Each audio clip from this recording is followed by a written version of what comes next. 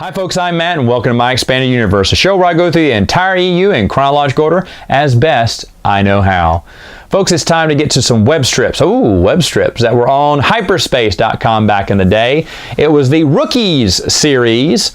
It had Rendezvous was the first one, and No Turning Back was the third. I'm sorry, the first story arc was Rendezvous, and the second story arc was No Turning Back. There was going to be a third one called Day Long Remembered, but Pablo's hand got tired from writing. Yes, right, Pablo Hidalgo actually wrote these and drew them too. Now, these are based off the adventures of Raul, Sammy, and Smiley, who is a squib, who is kind of cool.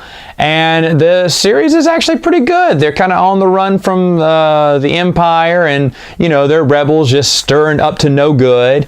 They come across other friends too and encounter. And the story, it kind of wraps up at the end of the first story arc, goes into the second story arc, which kind of wraps up.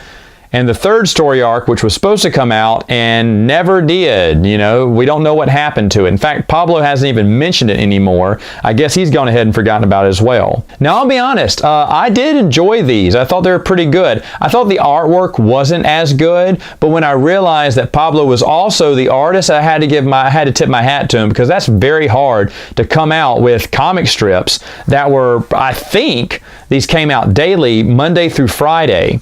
And so it's quite an order to say, yeah, I want to start writing my own. I'm sure Pablo brought this up and did this on his own. He said, yeah, I want to do this for hyperspace. I'm like, yeah, screw it, we don't care. And so Pablo started drawing and writing and getting a storyline and then making sure it came out. I'm sure he had maybe the first or most of the first storyline written and drawn out, but that is just an amazing feat. So that alone makes me forgive the art. The story I thought was pretty good.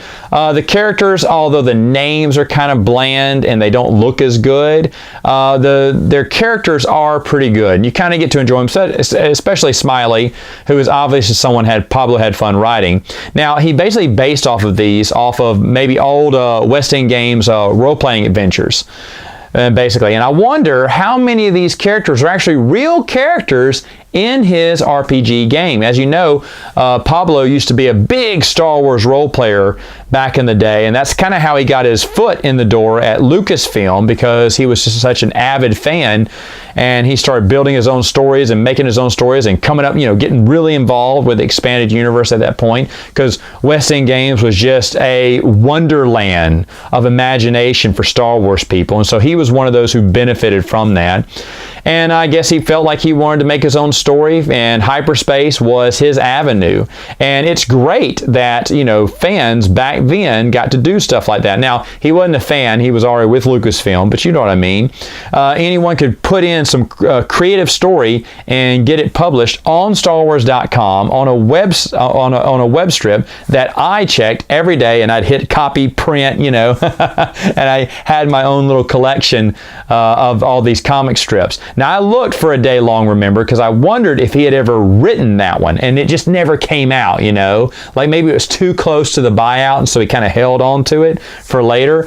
But it looks like it was never started. Maybe he wrote some story plot lines on it, but it was never started and never, and as far as I know, never completed for sure, but I don't think it was even drawn. So that's a shame. So before I go, I want to talk about one more short comic book. It was one of those Wizard one-half specials. It was the Boba Fett one-half called Salvage. This was written by John Wagner. Now, basically, Boba Fett fights flesh borers while he's en route to deliver a bounty. Now, he's going to lose that bounty, but maybe he'll find something to salvage afterwards from the flesh borers. It's an interesting story. Thankfully, usually the one-half issues are meh, so-so, but this one they did Boba Fett well, and I thought it was pretty good. So, should you read it? Sure, if you can get it. I think it's pretty cheap online. Anyway, folks, now that's all the time I have. See you next time with another video.